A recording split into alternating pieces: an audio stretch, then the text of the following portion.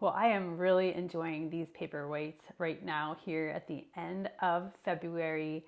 I planted these up a few weeks ago and I had put them in this pea gravel, and a little bit later I added these sticks for some support as they grew a little bit taller. And I also used the method where you fill the water with 7 parts water to 1 part alcohol. I just used rubbing alcohol and I really think it worked. They definitely maintained a manageable size. Normally they would probably be as tall as my chandelier or taller and much more floppy. The sticks definitely help them to not be so floppy. I just took them from my my neighbor's river birch trees out back, and I just think it looks very, very cool. It's almost like a sculpture of paperweights. So these are making me really happy on this very rainy, overcast, dreary day here in Maryland. Since it's such a rainy and dreary day out today, I'm definitely not going to get out in my garden today, although the past couple of days have been amazing for starting my spring cleanup. I have definitely taken advantage of those days, but today I thought that I would just catch you up on some things that I've collected over the past few weeks. And I haven't done this yet. Usually I do this before now, but I'm going to check on my geraniums and my dahlias that I overwintered in the fall. I made a video about the geraniums separately, I think, from the dahlias. I put them in storage. Last year, I didn't have luck with my dahlias. They turned moldy and I had to get rid of all of them. My geraniums did overwinter really well. So I thought it would be fun to just dive into those things. I haven't peeked at them at all. I have no idea how they're doing, just to see what's up with them. Hopefully they are making it. I think if they're making it up until now, the end of February, they should be fine for the season. So I'm gonna start you with some seeds that I've collected over the past couple of weeks. I went to Renee's Garden website, which is a new place for me to order from. I haven't ordered from them yet. And I purchased, well, first of all, they give you this cute little sticker with your seed purchase, which I just thought was really cute. And I just want to start growing a little bit more edibles, like vegetables, this year in containers. Not going too crazy, but just some things that I can manage. And I really want to keep them in containers. I really don't have room in my landscape for much produce. So I went on their website and I found these really neat varieties of container vegetables. So I chose this container tomato super bush to try to grow this year. It's this very compact tomato and it's supposed to get around 3 feet tall and produce really nice sized tomatoes, like regular slicing sized tomatoes. So I'm excited to try this one. And I chose this container zucchini astia. I don't know if I'm saying that correctly or not, but it's another just compact container zucchini that's not going to go crazy. Sometimes zucchini plants can get so leggy and tall and you need a really, big structure for them to climb up, but this one is just supposed to stay nice and tidy in a container. And container bush beans, French Muscati maybe, I don't know how you pronounce that, but again, just a tidy little container green bean.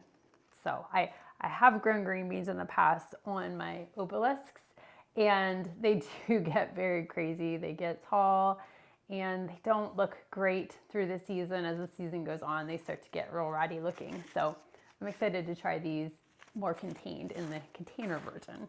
And then I also got this container cucumber bush slicer.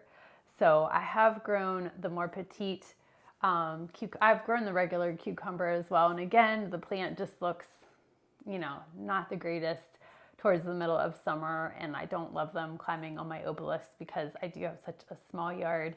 And I have grown the smaller pickling cucumber, I think it is. I've grown that up my fence, and it didn't honestly do that great this past year. It does stay on the smaller side, but I'm looking forward to trying this container-sized, not zucchini, cucumber this year, just to see how that does. So super excited to try those container vegetables. The first thing that I picked up was at the Home Depot. Of course, they have all of their bulbs out right now, just tempting you to buy. I chose this dahlia. It is a mix of Thomas Edison and Creme de Cassis. I'm really bad at pronouncing these names. It's a really pretty dark purple. I actually have the Thomas Edison, which is in my dahlia stash, or actually no, I overwintered the Thomas Edison in the ground this year, trying to see, how that does in the ground. So that's why I wanted to get this mixture just in case the Thomas Edison doesn't make it in the ground. I wanted a backup. I have the Thomas Edison out by my fence right outside of my main flower border. So I got this pack at Home Depot just in case my Thomas Edison doesn't make it. And they didn't have the single Thomas Edison, just this mixture. So I just chose to get the mixture. I didn't really want to put in a big order at Longfield because I didn't want to order that much and pay for shipping. So this was from Home Depot and no shipping costs. And then also from Home Depot, I found the Melina Fleur Dahlia. This was my favorite dahlia from this season last year. It just grew so well for me. It's such a prolific bloomer. It barely needed staked. It was very strong and sturdy. It really didn't flop over until a big storm came through. It was just such a good performer. So my plan is to put these in the obelisk bed right behind my boxwood hedge. I have 2 packs of them. And there are 2 clumps of tubers in each. I got them for $9.98, $10 a piece, which I thought was a really good price. And just having them kind of as a backdrop in that bed, I think will be really pretty. Now on to my geraniums. These were the pink geraniums that I had in a big pot right as you were going down my steps towards my patio.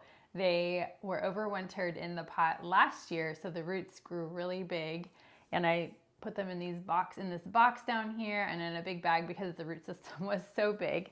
But let's see how they're looking. I'm really gonna make a mess. This one is looking pretty good. I see some little points of growth on the stems. And yeah, right here, there's some more. I think that these are gonna do really well. My plan is this year to try to pot up my geraniums a little bit early.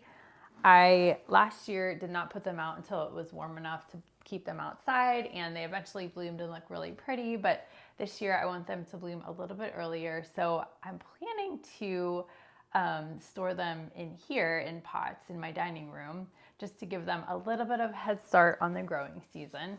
So this is another pink one.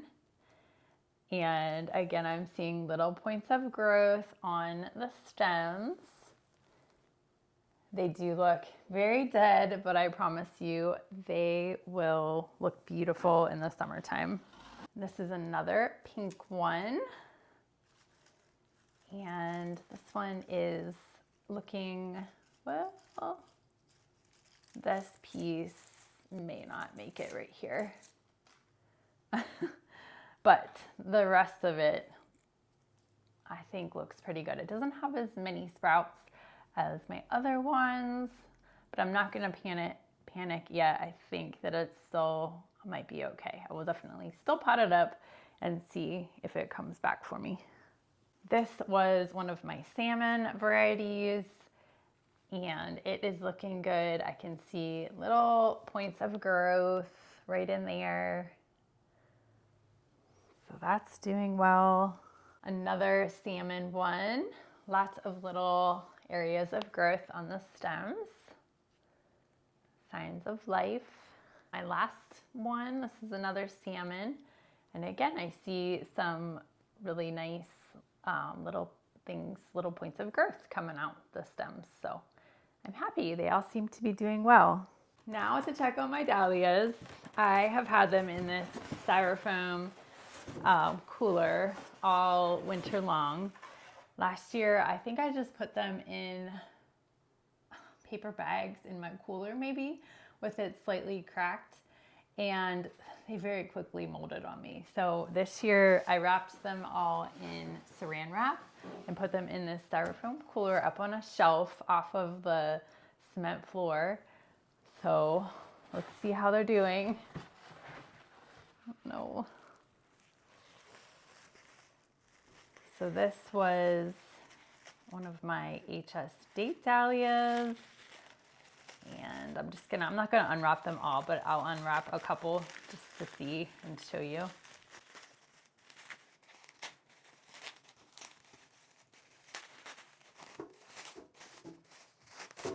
Oh my goodness, it looks really good. It looks perfect. Wow, okay. I will definitely be probably using this method in future years. That really makes me happy. Very happy.